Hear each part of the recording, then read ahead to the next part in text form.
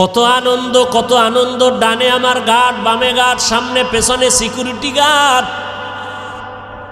আমার পাহারাদারের অভাব নাই, টাকার অভাব নাই, গোলামের অভাব নাই। আমি নিজের হাত দিয়া খানা খাই না কেন? আমার হাতটা ময়লা হয়ে যাবে। আমারে খানা চাবিজ দিয়া আর একজনের মুখে তুইলা দেয়। কি কত বাহাদুরি! কিন্তু চক্ষু যখন বন্ধ হয়ে যাবে, হঠাৎ দেখবা গায়ের গেঞ্জিটা পর্যন্ত নিজের আপনজনেরা বেলেট দিয়া কাইটা রেখে দিবে। জামাটা খুইলা দাও, গেঞ্জি খুলে রাখ, তাড়াতাড়ি বাজারে গিয়া নরমাল অল্প দামের কাফন কিনে নিয়ে আয়।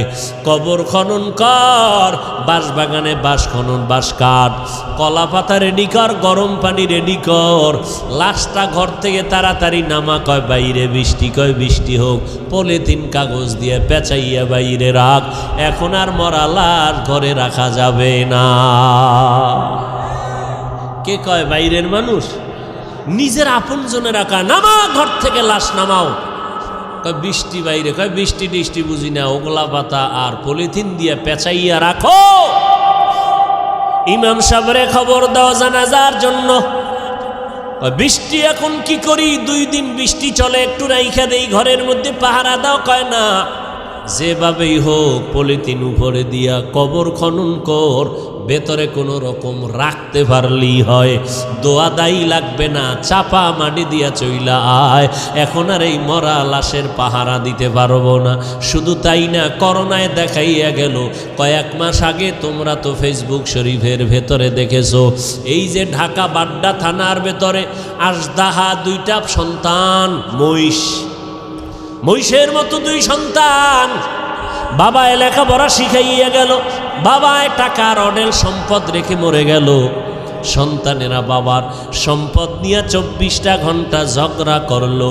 বাবার লাশটা পড়ে রইল, দাফন করার সময় পাইল না।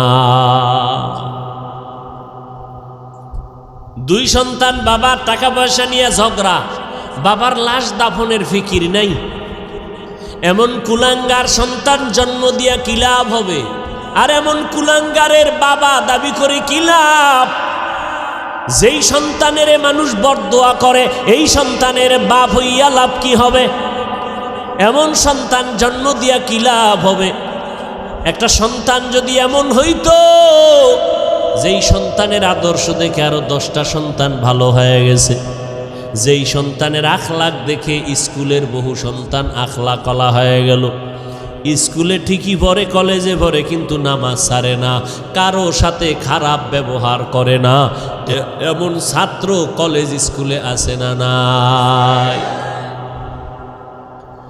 যুবক দেখা হইলেই হুজুরের দেখে আগে সালাম দেয়। ওই সেদিন একটা ছেলে গেছে আপনাদের এই এলাকার, বাবা কোটি কোটি টাকার মালিক, কিন্তু আলহামদুলিল্লাহ ছেলেটা 1 ওয়াক্ত নামাজ বাদ দেয় না। কোরআন শরীফ পড়ে, স্কুল কলেজের পড়াও ঠিক রাইখা আবার আরবি লাইনের পড়াটাও পড়ে।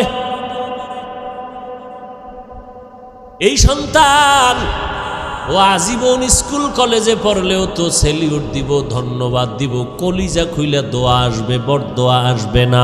আল্লাহ গো, এই যুবকের তুমি কবুল করে নাও। এমন একটা যুবক আমার সোনার বাংলাদেশে যদি কোনো জেলার এসপি হয়, ওই যুবকের এসপি গিরিটা চলবে, স্বর্ণের অক্ষরে ইতিহাস হয়ে থাকবে।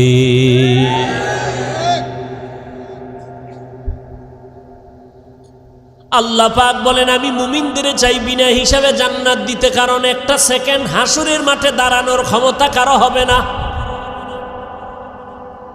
আর যারা গুণমুক্ত হইয়া তওবা নামের দরজা দিয়ে ঢুইকা কবরে যাবি রে বান্দা, কিয়ামতের ময়দানে আল্লাহ ডাকবে না, আয় সূর্যের গরম মাথায় লাগাইস না, সইতে পারবি না।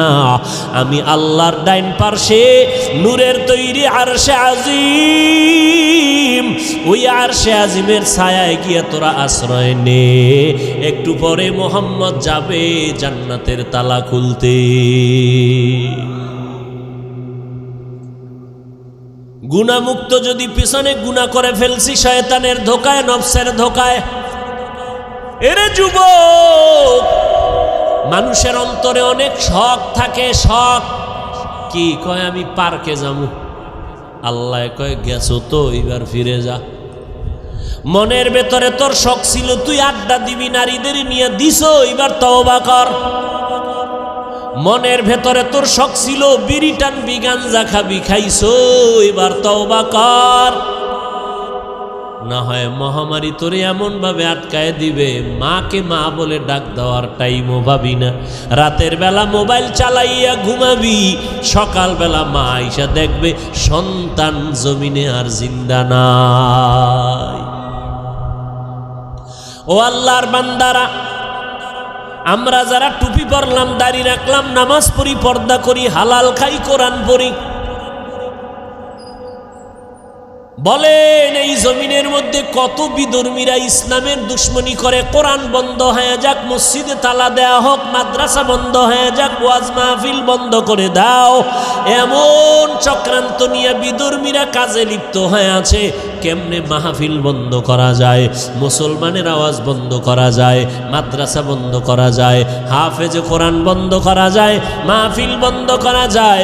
এত দুশ্মনের মাঝেও আবার একদল তাদের সাথে গিয়া তাল মিলায়, ইসলামের ব্যানার লাগাইয়া এরা ওই মুনাফিক বেঈমানের সাথে গিয়া তাল মিলায় কয় ঠিকই আপনাদের পদক্ষেপ ঠিক আছে, এত ভালো ভালো না, তাবলিগে গিয়া লাভ নাই, তাবলিগটা বন্ধ করে দাও, চরমনাই গিয়া লাভ নাই, চরমনাই বন্ধ করে দাও, কোনো পীরের কাছে গিয়া লাভ নাই, আহলে হক পীর মাশায়েখের দরজায় তালা লাগাও, ওয়াজ মাহফিল বন্ধ করে দাও।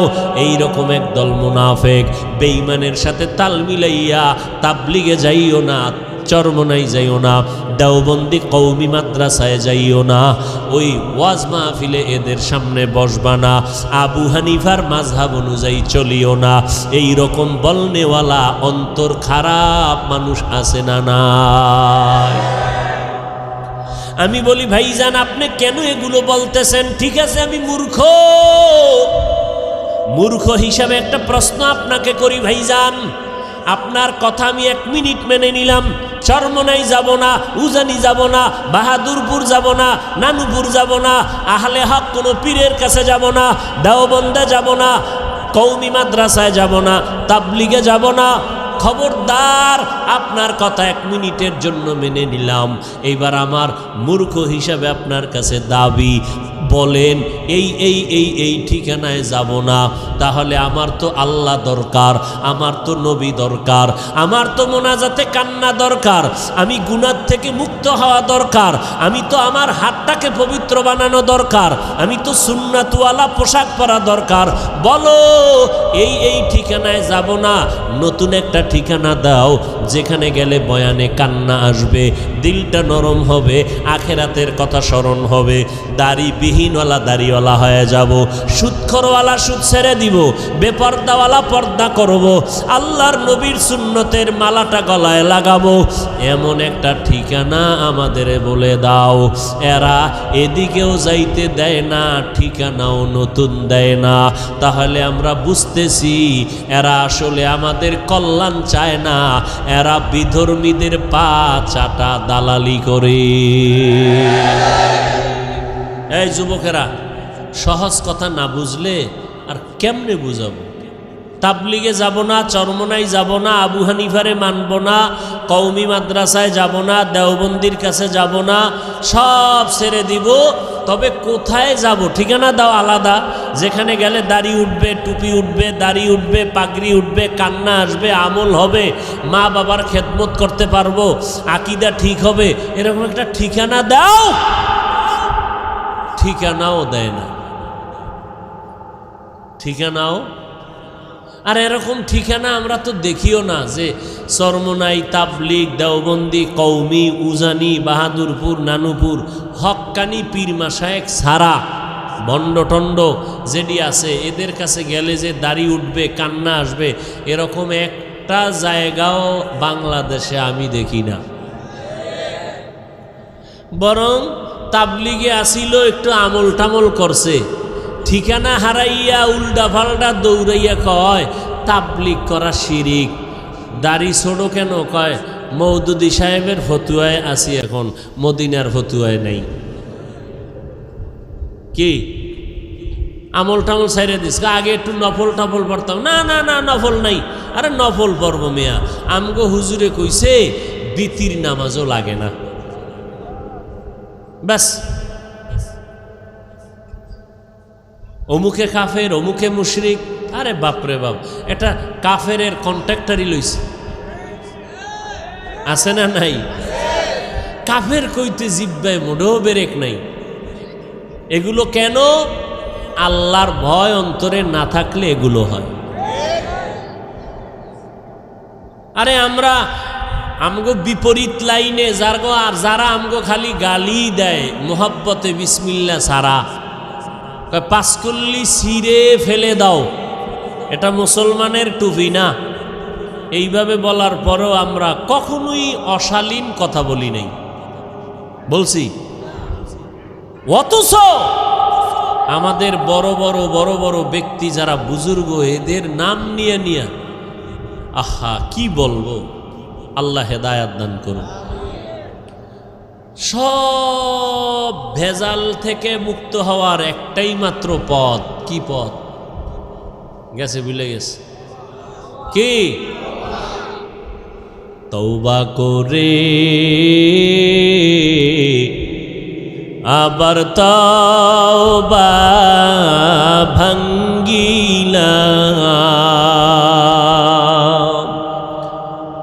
অবশেষে খাঁটি তওবা করিলাম, অবশেষে খাঁটি তওবা করিলাম। সকলেরই দরজা হইতে ফিরিয়া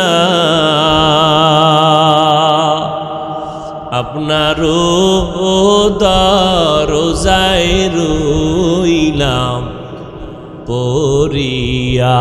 আপনি যদি মাফ না করেন বান্দারে,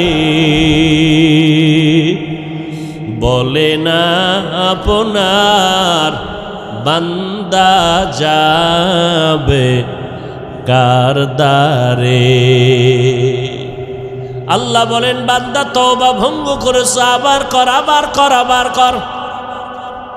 কারণ আমি তওবাকারীকে কেমন ভালোবাসি জানো নি রে বান্দা? আমি আল্লাহ তওবা করনেওয়ালারে এত মোহাব্বত করি, গুনাহ করাটা এত মারাত্মক না, তওবা না করাটা যেমন মারাত্মক। আমি আল্লাহ পাক তওবার দরজা খুলে ডাকতে থাকি, ও বান্দা কি পরিমাণ গুনাহ করছো, আয় ক্ষমা চা, পাহাড় পরিমাণ এখনই মাফ করে দিব। কারণ এটা আমার স্পেশাল পাওয়ার। আমি আল্লাহ তোরে এতটাই মোহাব্বত করি, তওবা করবি। আমি আল্লাহর মোহাব্বত নিয়া জাহান্নামের ভয়, 2 ফোঁটা চোখের পানি ছেড়ে যদি তওবা করো, চোখের পানিটা গালের নিচে যাওয়ার আগে সব গুনাহগুলো মাফ করে দিব। ও আল্লাহর বান্দা, যুবক ভাইরা, বৃদ্ধ বাবাজিরা, পর্দার আড়ালের মা বোনেরা, আজ আমরা টুপি মাথায় দিলাম, আল্লাহকে দেখি নাই, নবীরে দেখি নাই, কোরআন পড়ে দেখলাম, হাদিস পড়ে দেখলাম, আজও পর্যন্ত কোরআনের একটা ভুল কেউ বের করতে পারে নাই, পারল নি। বরং বহু বেঈমান কোরআনের ভুল বের করতে গিয়া নিজেরা কালেমা পড়ে মুসলমান হয়ে গেল। ও যুবক আল্লাহর গোলাম, আজকে চোখের সামনে তাকাইয়া যদি দেখো, আমরা নবীর তরিকা মতো চলতে গিয়া না খাইয়া কেউ মরে যাই নাই।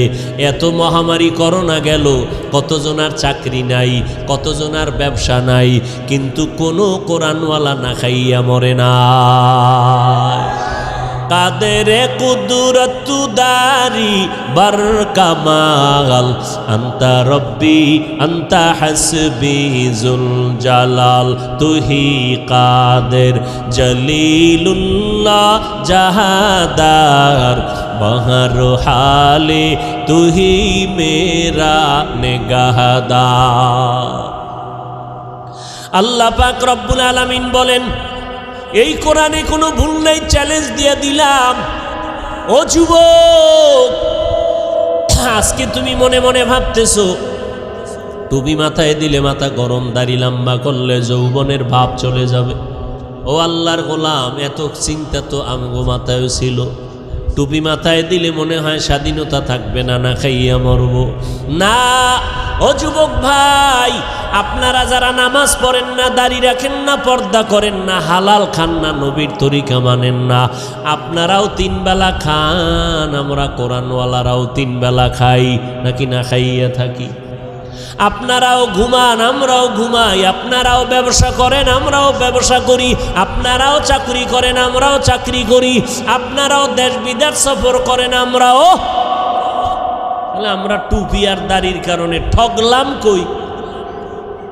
হ্যাঁ, বরং সম্মান তো আলহামদুলিল্লাহ 1000 কোটি গুণ আপনাদের তুলনায় কোরআনওয়ালাদের বেশি না কম?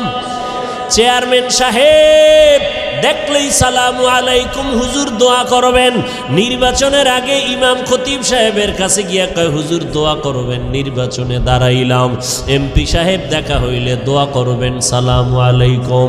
মন্ত্রী মহোদয় দেখা হলে হুজুর দোয়া করবেন। এইভাবে অসুস্থ রোগী হসপিটালে কান্না করে, সন্তানেরা দৌড়ায় হুজুর দোয়া করবেন। 1 খতম কোরআন করেন। ও আল্লাহর বান্দারা, আজকে ধুলা দিয়া চোখের মধ্যে বাজে কথা বলে, হুজুরেরা ভিক্ষা করে খায়।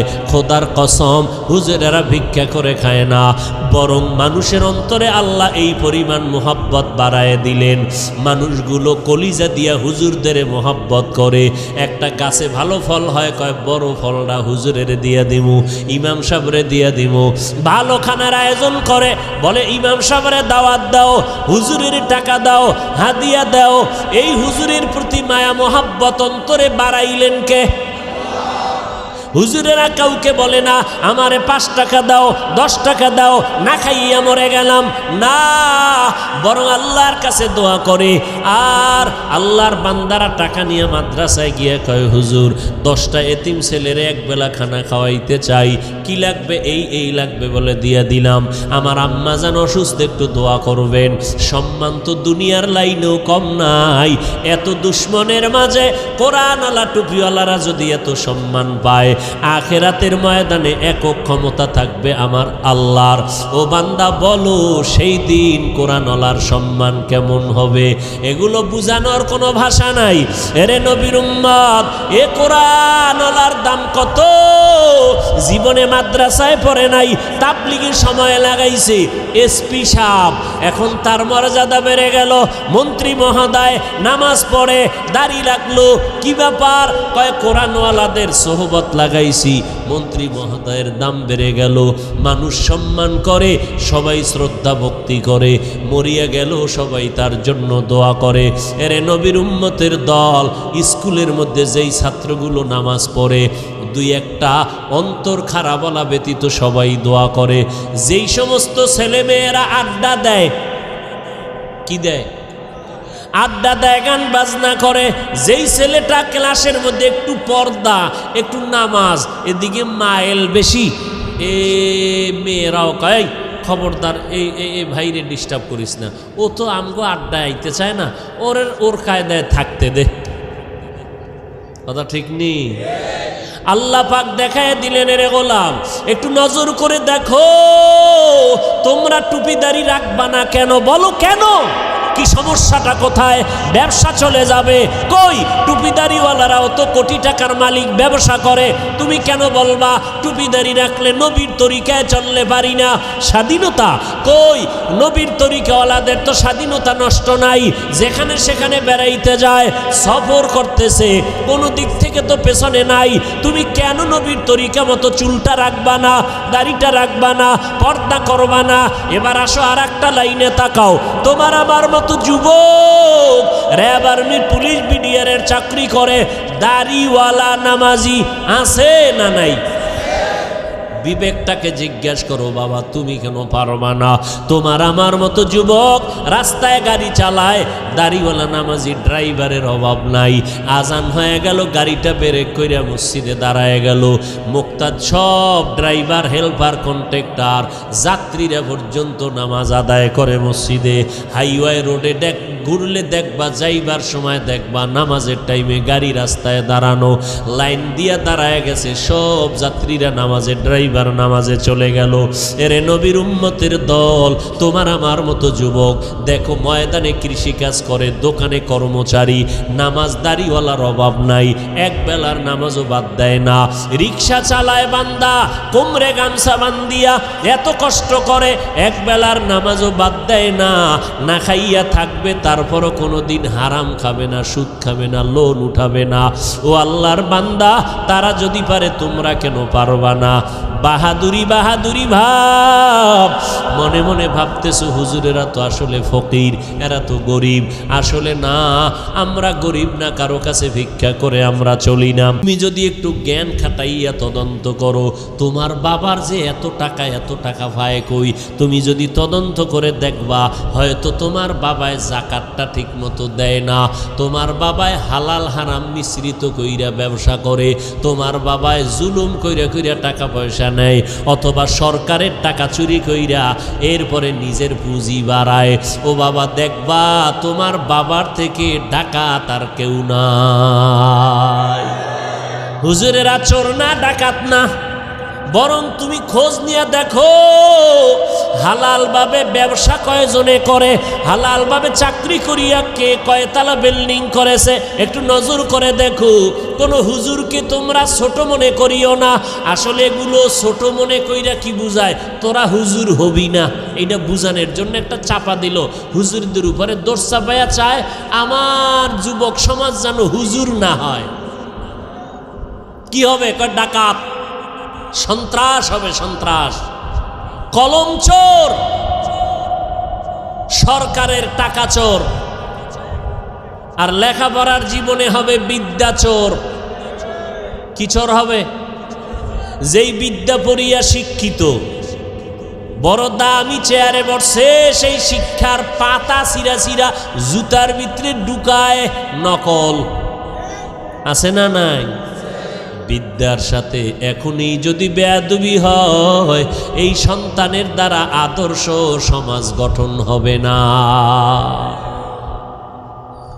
ও আল্লাহর বান্দারা, যদি বাহাদুরি বাহাদুরি ভাব দিয়া হুজুরদের বিদ্যাঙ্গুলি দেখাইয়া বলো টুপি পরব না, দাড়ি রাখবো না, নামাজ পড়ব না, দেখি কে কি করে, আল্লাহ কয় নবী জানায়া দেন, ওরে করব কি হুজুরে করবে না, আমি আল্লাহই করব।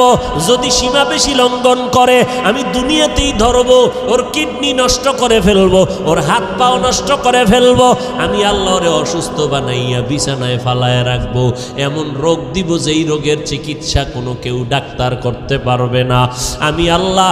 এরপরে স্থায়ী ধরাটা দেব মরার পর। কেমন? ওই কবরে যেদিন সাদা কাপনের প্যাকেট হইয়া যাবি রে বান্দা, কে পীর সাহেব, কে মুরিদ, কে বাবা, কে সন্তান, কে ডাক্তার, কে রোগী, ভেদাভেদ নাই। ওই কবরে যদি বান্দা যাওয়ার পর ডানে বামে উপরে নিচে সামনে পেছনে মাটি আর মাটি, অন্ধকার, পাড়াইয়া পাড়াইয়া মাটি দিল, মাথার মুষ্টি পায়ের মুষ্টি খোলা, দুইজন ফেরেশতা কবরে আসবে তিনটা প্রশ্ন করার জন্য। রবের পরিচয় দাও, ধর্মের পরিচয় দাও, রাহমাতুল লিল আলামিনের পরিচয় দাও।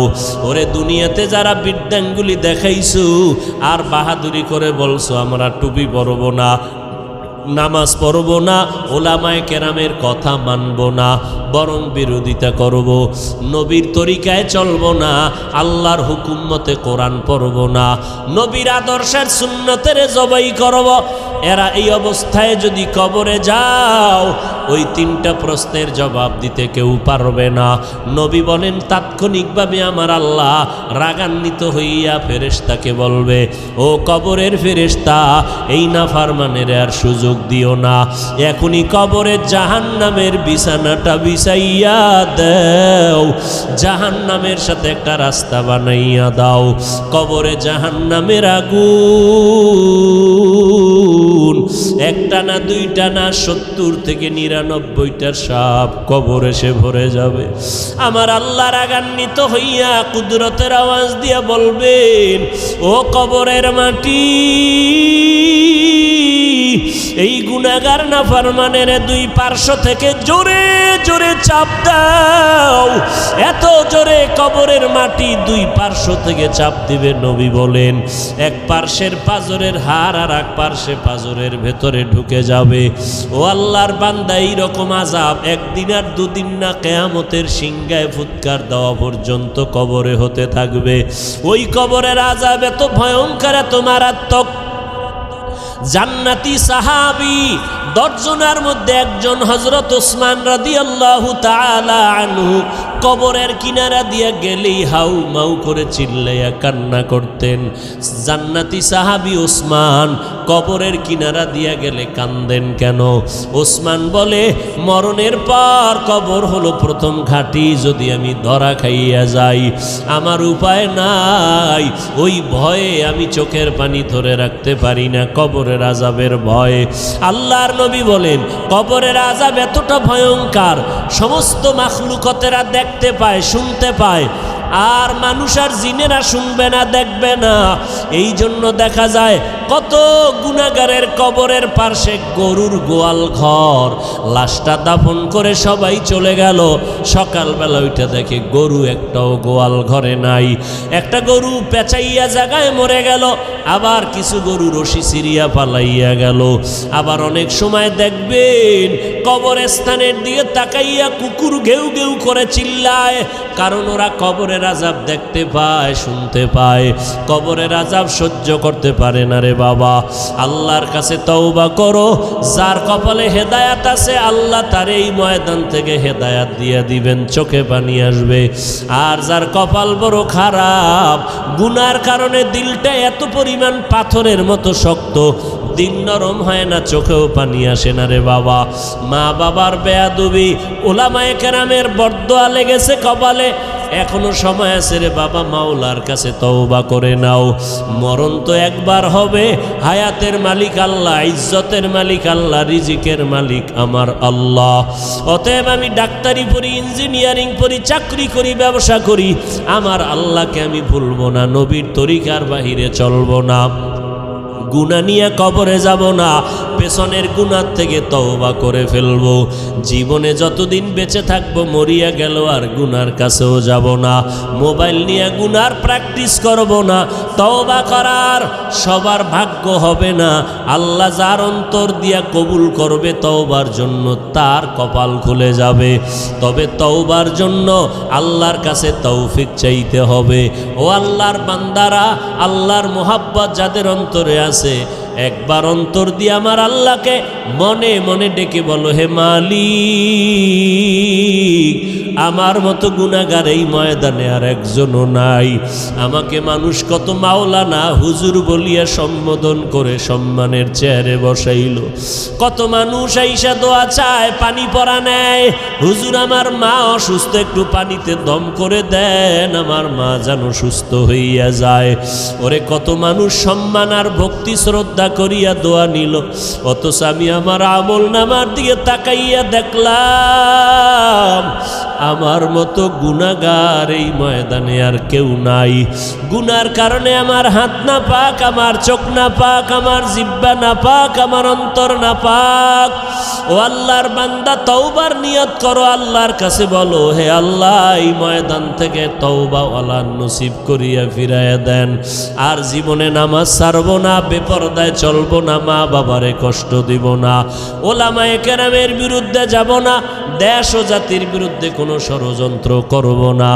যাদের অন্তরে কোনো নেফাকি নাই, দুর্বলতা নাই, অন্তর পাক্কা নিয়ত তওবা করার মতো, তাদেরকে অনুরোধ করে বলবো, আল্লাহর মোহাব্বতে খাঁটি তওবার নিয়তে দুটো হাত আল্লাহকে দেখাইয়া দেই। আয় আল্লাহ, আমাদের হাতগুলো কবুল করে নেন, তওবা কবুল করে নেন, তওবার উপরে মজবুত হইয়া চলার মতো তৌফিক দান করেন, আমিন। সব মুমিনদেরকে তওবার কথা বললেন, বেদিনদেরকে বললেন না কেন? বিধর্মীদেরকে বললেন না কেন? বলে জান্নাত শুধু মুমিন পাবে, অন্যরা পাবে না। আর মুমিনরা যেহেতু জান্নাত পাবে, আর জান্নাতটা আমি বিনা হিসাবে দিতে চাই, অতএব বিনা হিসাবে দিতে হলে গুনাহমুক্ত করা লাগবে। আর মুমিনরাই জান্নাত পাবে, বিনা হিসাবে পেতে হলে গুনাহমুক্ত লাগবে। আর গুনাহমুক্ত করার পথ কি? পথ কি? তওবা। তওবা নামের সাবান লাগাও, তাহলে আর কোনো গুনাহের গন্ধ থাকবে না।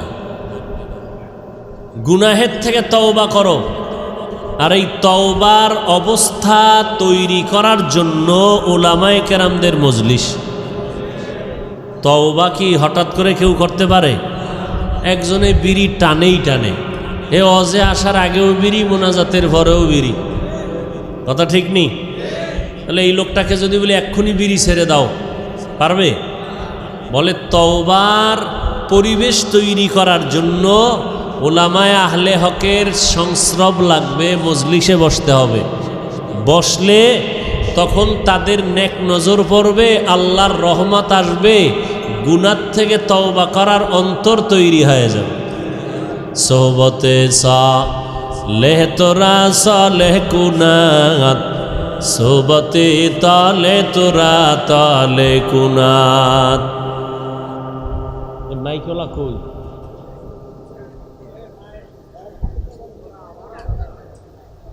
বুঝে না কিছু? বারবার বলতেছি মনিটরের সাউন্ড দাও, রিভার্ব দাও।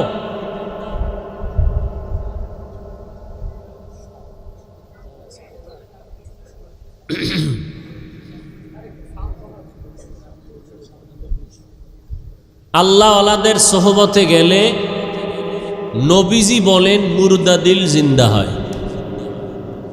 কি দিল জিন্দা হয়? জোরে খান।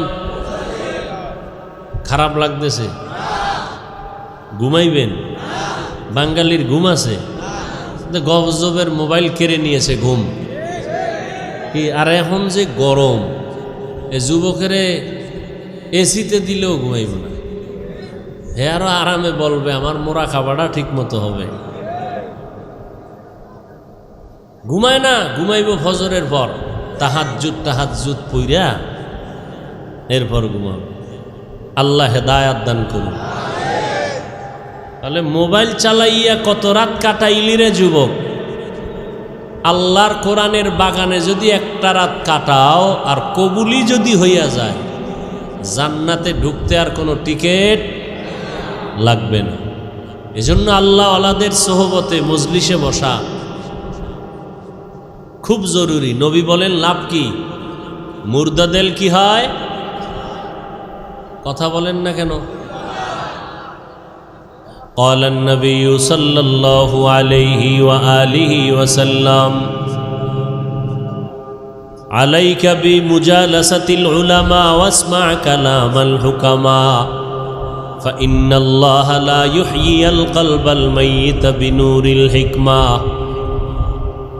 كما يحيي الأرض الميتة بوابل المطر।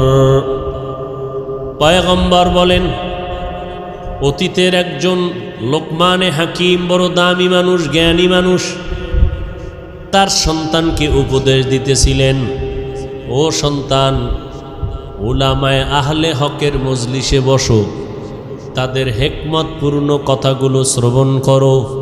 কি লাভ হবে?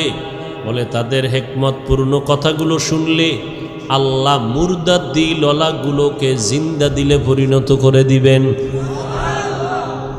লোকমানে হাকিম তার সন্তানকে এই উপদেশ দিতেছেন, আর সেই উপদেশের কথা নবীজি সাহাবাদেরকে শুনাইতেছেন।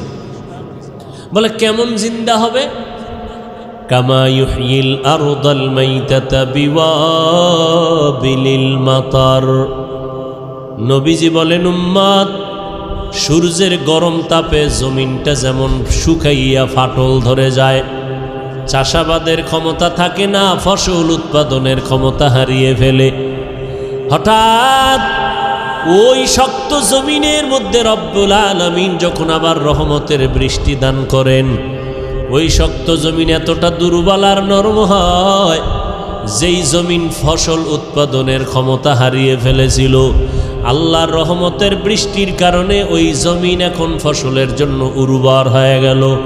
ঠিক যারা গুনাহ করে করে করে করে নিজেদের অন্তরটা চৌচির করে ফেললো, এখন আর আমলের চাষাবাদ চলে না, নামাজের কথা ভালো লাগে না, রোজার কথা ভালো লাগে না, টুপির বয়ান শুনতে চায় না, দাড়ির বয়ান শুনতে চায় না, পর্দার বয়ান শুনতে চায় না, হালালের বয়ান শুনতে চায় না, মনটা চায় যেন বয়ান না শুনি। আওয়াজ কমাইয়া দাও, মাইকের আওয়াজ কমাইয়া দাও, ওয়াজের আওয়াজ বন্ধ করে দাও। কেন বলে আমার ক্ষতি হয়, বাচ্চার ক্ষতি। কিন্তু গানের আওয়াজ বাড়ায় দিলেও কোনো ফতুয়া চলে না। এরকম অন্তরওয়ালা আছে না নাই? এদের অন্তর সাফ না নাপাক, মরিচিকা পড়ে গেছে, গুনাহের মরিচিকা অন্তরে পড়ে গেল। আল্লাহর নবী বলেন, উলামায়ে আহলে হকের চেহারা দেখো আর তাদের মজলিসে বসবা, কারণ আর কোনোদিন মুহাম্মদ আমার শেষ নবী, তার চেহারা দেখতে পারবা না, তার সামনে বসতে পারবা না। যার সামনে একটা সেকেন্ড বসলে জীবনের পরিবর্তন এক সেকেন্ডে হয়। মাদ্রাসায় 12 বছর 16 বছর লেখাপড়া কইরা যা অর্জন করি, আল্লাহওয়ালাদের সোহবতে গিয়া 30-40 বছর জিকির করিয়া যা অর্জন করলাম। আমার মায়ার নবীকে আল্লাহ এত পাওয়ার দান করেছিলেন, নবীর সামনে একটা সেকেন্ডেই তা অর্জন হয়ে যাইত। কাদের কুদরত দারি বর কামাল, আন্তা রব্বি আন্তা হাসবি জুল জালাল, তুহি কাদের জলিলুল্লাহ জাহাদার, বহর হালে তুহি মেরা নেগাহদার। উলামায়ে আহলে হকের মজলিস। এখন হাজারো আফসোস যদি করো, নবীজির সামনে বসার আর ভাগ্য তোমার হবে না রে গোলাম, কারণ কিয়ামতের আগে আমার নবী কখনো আসবে?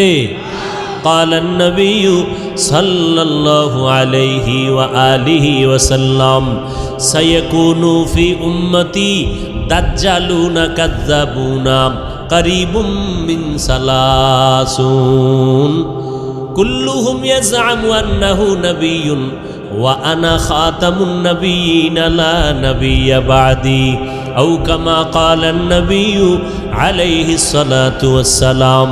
পয়গম্বর বলেন, অচিরেই আমি আখিরি নবী মুহাম্মদ বিদায়ের পরে 30 জনের কাছাকাছি এমন কিছু ব্যক্তি আসবে যারা নিজেদের নবী দাবি করবে।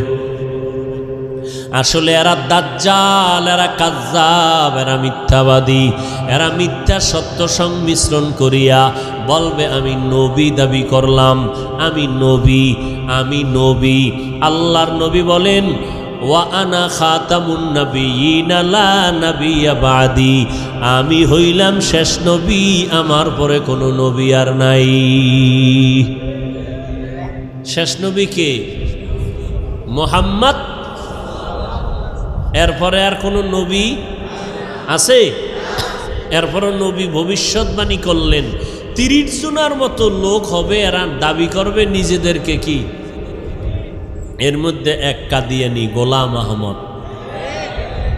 আহমদ কাদিয়ানি এলো ডাইরেক্ট আমার রসুলের নবুয়তকে অস্বীকারকারী। বুঝেন না কথা? শেষ নবী আমার নবীরে মানে না।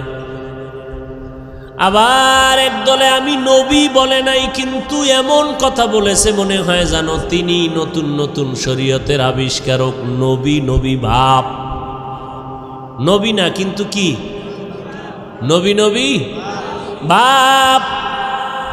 নবী ভাব অন্তরে জমা করে কয় মুহাম্মদ নবী ঠিক, তবে নিষ্পাপ না। নিষ্পাপ না হইলে নবী কি? পাপী। হ্যাঁ, আল্লাহ হেদায়াত দান করুন। সারা দুনিয়ার আহলে সুন্নাত ওয়াল জামাতের আকীদা, সমস্ত নবীরা নিষ্পাপ, কোন নবীর কোনো গুনাহ নাই। যদি কেউ বলে আছে তার ঈমান চলে যাবে। আর যদি আমার নবীর ব্যাপারে কয় হ্যাঁ, তাহলে তার ইমান থাকবে? জোরে বলেন। খুব সাবধান।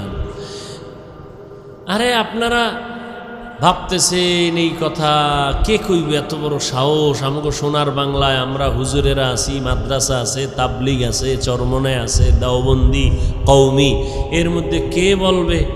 আরে ভাই, আমগো মতো লঙ্গি ভরা মোল্লা না, বড় টাইটেলওয়ালা বক্তা স্টেজে উঠে বলে নবীরাও ভুল করেছিলেন। বক্তা সাহেবকে কোনো তর্ক নাই, আগে জবাব দাও, এই কথা উম্মতেরে বলার দ্বারা ইসলামের উপকার কি? তোমার কথা সঠিক ব্যাঠিকের কিলাকিলি পরে, আগে জবাব দাও, উম্মতেরে এই কথা বলার দ্বারা ইসলামের লাভ কি বলো।